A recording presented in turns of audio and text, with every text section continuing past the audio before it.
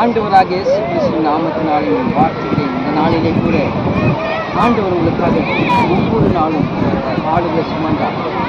ஆணைகள் ஏற்றி கொண்டு சவுக்கடி கொடுத்து இன்னைக்கு மறுத்து 3ஆம் நாள் உயிரோடு தேவன் உயிரோடு இருக்கிறார்.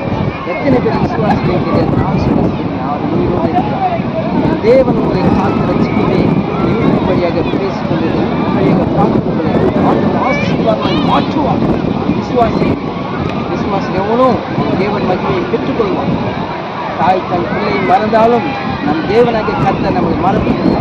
என்னை மறக்காத தேவன் உங்களையும் மறக்க மாட்டார். விசுவாசத்தை அவர் ஏற்றுக்கொள்ளுங்கள், ஆசீர்வதிப்பார். ஆமென். நீங்கள் ஒவ்வொரு நாளும் கிருபையாக யூடியூப் வழியாக பார்க்கிற ஒவ்வொருக்கும் இந்த வார்த்தை வருகிறது.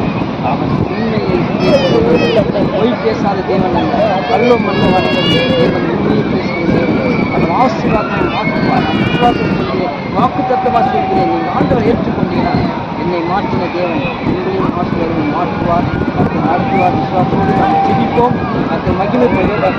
அதை நான் நாமத்தினால் பார்த்து பார்க்குறது யாவது ஆசீர்வாதம் வந்திருக்க ஒவ்வொரு பிள்ளைகளும் ஆசீர்வதிக்கும்.